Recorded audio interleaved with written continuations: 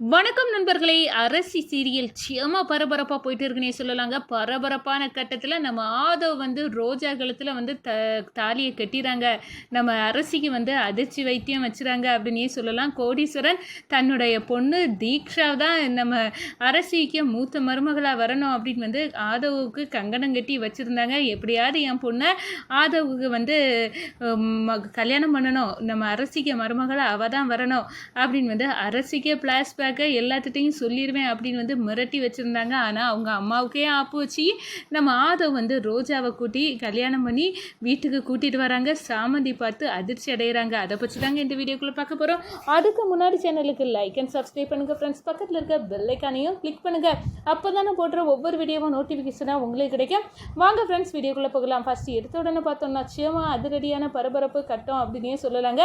பரபரப்பான கட்டத்தில் நம்ம பார்த்துட்டு இருக்க நேரம் தான் பார்த்தோன்னா நம்ம அரசி எப்படியாவது எனக்கு அந்த வைர நெக்லஸ்ஸு வேணும். எனக்கு அந்த அரசியோட நம்ம ராணியம்மாவோட நெக்லஸில் ஏகப்பட்ட மர்மம் இருக்குது. அது ரகசியம்.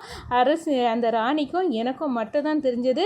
இப்போ ராணி உயிரோடு இல்லை, அந்த வேலைக்காரி பொண்ணு தூக்கிட்டு போயிருக்கா. அவட்ட இருந்து எப்படியாவது அந்த நெக்லஸை நான் வாங்கணும் அப்படின்னு அந்த இடத்துல திட்டம் போட்டு அதே சுற்றி யோசிச்சுட்டு இருக்காங்க அப்படின்னே சொல்லலாம். எப்படி அதை நான் வாங்கணும் அப்படின்னு சாமியாரையும் சந்தித்து கேட்குறாங்க. அப்போ தான் அது பெருமாள் கருணை உள்ள ஒரு பொண்ணுகிட்ட தான் இருக்குது. அந்த நெக்லஸ் பெருமாள் சாமி அடகாத்தது மாதிரி காக்காங்க.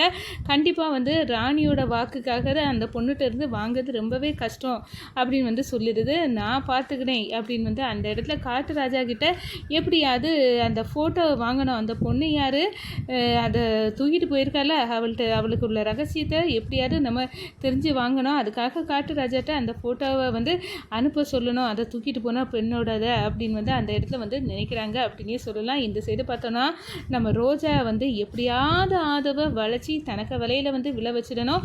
அவருக்கு ஈக்குவல் நான் தான் என்னோட அழகில் அவரை விழ வைக்கணும் அப்படின்னே ரோஜா யோசிக்கிறாங்க. ஏன்னா தீக்ஷா சுற்றி ஆதவ் மாமா உங்களை தான் நான் கல்யாணம் பண்ணுவேன் அப்படின்னு அந்த இடத்துல சொல்லிட்டு இருக்காங்க. அதுக்கெல்லாம் வேட்டு வைக்கணும். அவர் என்னதான் கல்யாணம் பண்ணணும் அப்படின்னு கங்கணம் கட்டிக்கிட்டே நம்ம ரோஜா இருக்காங்க. ஒரு கட்டத்தில் பார்த்தோன்னா நம்ம ஆதவ்கிட்ட என்னை நீ கல்யாணம் பண்ணிக்க கூடாதா அப்படின்னு நம்ம ரோஜா கேட்டுறாங்க. எனக்கு உங்களை கல்யாணம் பண்ணணும்னு தோணுது. என்ன சொல்கிற ரோஜா, நானும் இதுக்காக தான் காவல் இருந்தேன். ஆனால் எங்கள் அம்மா அந்த கோடீஸ்வரன் மாமாவோட பொண்ணு தீக்ஷாவை கட்டணும்னு சொல்லிட்டு இருக்காங்க. அவங்க என்ன வேணாலும் சொல்லிட்டு போட்டோம். எனக்கு சரியானவன் நீ தான். அவங்க இதை எப்படி மீறணும்னு தெரியலை. ஆனால் உன் விஷயத்தில் எங்கள் அம்மா கூட முடிவெடுக்க முடியாது. நான் உன்னை தான் கல்யாணம் பண்ணிக்கணும். அதை ஏன் இப்போவே பண்ணக்கூடாது அப்படின்னு அந்த இடத்துல கேட்குறாங்க நம்ம தீக்ஷா. ஒரு கட்டத்தில் நான் கல்யாணம் ஒன்று பண்ணிடுறேன், அப்போ இப்போவே என்னை கல்யாணம் பண்ணிக்கிடுங்க அப்படின்னு இதை விட்டால் சான்ஸு கிடையாது. எப்படியாவது ஆதவுக்கு அவருக்கு தாலி என் கழுத்தில் அவர்கிட்டது ஏறணும். ஆனால் அதே வீட்டில் எனக்கு சாமந்தியே எங்கள் அம்மாவும் வேலைக்காரங்களாக இருந்திருக்காவ. அவிய பொண்ணு தானா அப்படின்னு தெரிஞ்சாலே அந்த அரசி கொந்தளிச்சிருவா. ஆனால் நான் கண்டிப்பாக அந்த வீட்டுக்கு மருமகளாக போகணும் அப்படின்னு அந்த இடத்துல ரோஜா தில்லாலங்கடி போட்டு ஆதவை வலையில் விழ வச்சு ஆதவ ரோஜாவை கல்யாணம் பண்ணிடுறாங்க. ஒரு கட்டத்தில் இந்த விஷயத்த மறைச்சியே இருக்காங்க. தன்னோட அம்மா அரசிக்கு தெரிஞ்ச அவ்வளோதான். இப்படியோ நான் ஆதவ் கட்டின தாலி என் கழுத்துக்கு வந்தாச்சு, நம்ம எல்லா கதையும் சாதிச்சிட்டோம். இனி எனக்கு பிரச்சனை இல்லை. நான் நினச்சது மாதிரி ஒரு லக்ஸரி வாழ்க்கையை நான் வாழணும். அதுக்கு எனக்கு இதுதான் வழின்னு நினச்சேன். நான் அவனை வலையில் விழ வச்சேன். அது இப்போ எனக்கு ஒர்க் அவுட் ஆகிட்டு அவன் என்னை கழுத்தில் தாலியை கட்டிட்டான். இனி அந்த வீட்டு மருமகளாக நான் போகணும். இவன் கொடுத்த குடைச்சலில் கண்டிப்பாக அரசிக்கு வீட்டு மருமகளாக இவனே என்ன அழைச்சிட்டு போன ஆதவே அப்படின்னு அந்த இடத்துல வேட்டு வைக்கிறாங்க. ஒரு கட்டத்தில் பார்த்தோன்னா நீ கட்டின தாலி என் கழுத்தில் வந்தாச்சு. இனி எதுக்காக உங்கள் அம்மா என்னை எதிர்ப்பாங்க நீ நினைக்கிற? இல்லை, எங்கள் அம்மா நான் எது செய்தாலும் சரின்னு தான் ஏற்றுக்கிடுவாங்க. ஆனாலும் அவங்களுக்கு மனசுக்குள்ளே உன் கழுத்தில் தாலி கட்டுனது கொஞ்சம் அவங்களுக்கு ஒரு மாதிரி தான் இருக்கும். அவங்க மீறி நான் எடுக்க ஒரு முதல் முடிவு இதுதான் அப்படின்னு சொல்லுறாங்க. ஒரு கட்டத்தில் பார்த்தோன்னா நம்ம அரசிட்ட சொல்கிறாங்க. அம்மா நான் ஒரு பொண்ணு கழுத்தில் தாலியை கட்டிட்டேன் அப்படின்னு சொன்னார். அரசிக்கு சந்தோஷம் தான். என்னை கோடீஸ்வரனுக்கு மக வந்து இந்த வீட்டு மருமகளாக ஆகக்கூடாது அப்படின்னு வந்து நினச்சிட்டு இருக்கேன். நம்ம அரசி சந்தோஷப்படுவாங்களா இருப்பாங்களா என்ன, அவங்களுக்கு கொஞ்சம் சந்தோஷம்தான். அதை வந்து வேற ஒரு பெரிய பணக்காரன் பொண்ணு தான் கண்டிப்பாக அவன் தேர்ந்தெடுத்திருப்பான். அவனுக்கு ஸ்டேட்டஸுக்கு தேர்ந்தெடுக்கணும் என்ன மாதிரியே வந்து ஆதவுக்கு உண்டு அப்படின்னு வந்து அந்த இடத்துல வந்து நினைக்கிறாங்க. ஆனால் ஆதவ் வந்து ரோஜாவும் பெரிய பணக்காரி தான் அப்படின்னு வந்து நம்ம ஏன்னா அவங்க பார்க்க நேரத்துலலாம் இந்த ராணியோட மோதிரம் அது இதுன்னு போட்டு ஓரளவுக்கு வந்து வளைச்சி போட்டு வச்சுருப்பாங்க. நம்ம ரோஜா வந்து அப்படியே வந்து தான் லக்ஸுரி லைஃப்பில் வாழது மாதிரியே வந்து காட்டி காட்டி வச்சுருப்பாங்க. அதை வச்சு அப்போ ரோஜாவும் ரொம்ப வசதி தான் அப்படின்னு வந்து நினைப்பாங்க ஆதவ்.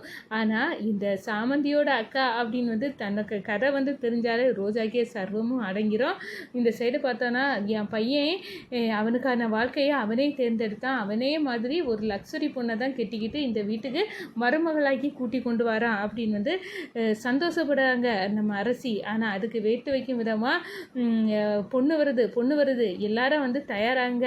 ஆதவ் வந்து கல்யாணம் பண்ணிட்டாரு. அவருக்கு ஸ்டேட்டஸுக்கு அவர் பெரிய ஒரு ராணியோட பரம்பரையை சேர்ந்தவங்கள தான் கல்யாணம் பண்ணிட்டு வருவார். அவர் அவ்வளோ வந்து இது செல்வாக்கு உள்ளவங்களை தான் கரம் பிடிக்க வாய்ப்பு இருக்கா. ஏன்னா அவங்க அம்மாவை பார்த்துட்டு தான் பையன், அவங்க அம்மா எப்படி வந்து தூசி துரும்பு ஒட்டாமல் இருக்காங்களோ அதே மாதிரி தான் இந்த ஆதவம் அப்படின்னு வந்து அந்த இடத்துல வந்து எல்லாரும் நினச்சிட்டு இருக்காங்க. அதுக்கெல்லாம் வெயிட்டு வைக்கும் விதமாக ஆர்த்தியை நம்ம சாமந்தி எடுத்துகிட்டு வரா. அப்போனா ஆதவ் கையை பிடிச்சி கார்லேருந்து இறங்குது தன்னோட அக்கா ரோஜா அப்படின்னு வந்து தெரிஞ்சு சாமந்தி அரண்டு போய் நிற்கிறாங்க. அடப்பாவி ரோஜா அக்கா அப்படின்னு மாயத்துறங்க. அட சாமந்தி நீ என்ன இந்த வீட்டில் வேலைக்காரியாக தான் இருக்கிறியா, வீட்டை விட்டு போகலையாடி, உன்னையும் அம்மாவையும் எப்படியாவது துரத்திடணும் அப்போ தான் நான் இந்த வீட்டு மருமகளாக வர முடியும்னு நினச்சேன். ஆனால் இப்படி பண்ணிட்டியே அப்படின்னு வந்து அந்த இடத்துல வந்து கோபத்தில் கொந்தளிக்கிறாங்க. ஒரு கட்டத்தில் இந்த கோடீஸ்வரன் எனக்கு மகளை வந்து ஏமாற்றிட்டல, உன் வீட்டு மருமகளாக நான் வந்து என் மருக வரணும் அப்படின்னு வந்து நினச்சேன். ஒன்று மிரட்டினேன், பிளாக்மெயில் பண்ணேன், அதையும் மீறி நடந்துக்கிட்டலாம். அண்ணா இதில் என்னோட தப்பு எதுவுமே இல்லை. ஆதவே அவனுக்கு பிடிச்ச பொண்ணை அவனே தேர்ந்தெடுத்துட்டான், நான் என்ன பண்ண முடியும். வேணா என்னோட அர்ஜுனுக்கு உன்னோட மகனை பார்க்கட்டுமா அப்படின்னு சொன்னாரோ. தீக்ஷா இந்த அர்ஜுனா கேடு கெட்ட வேலைக்காரை மாதிரியே சுற்றிட்டு தெரிய இந்த அர்ஜுன் எனக்கு தேவையில்லை அப்படின்னு வந்து அந்த இடத்துல வந்து ஓரங்கட்டப்படுறாங்க.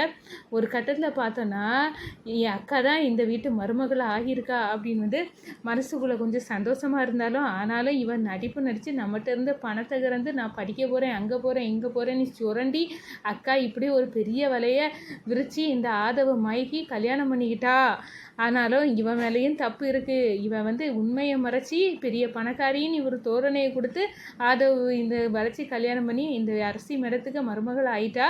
ஆனால் இவ எப்போ என்னோட அக்கானி தெரிஞ்சோ இந்த அரசிக்கு வந்து பேயாட்டம் வந்துடும் அப்படின்னு வந்து அந்த இடத்துல வந்து அரண்டு போய் நிற்கிறாங்க நம்ம சாமந்தி. ஏன் இப்படி இருக்குது, எல்லாமே தலைகீழாக மாறுது அப்படின்னு வந்து அந்த இடத்துல வந்து ஃபீல் பண்ணுறாங்க நம்ம வணக்கம்.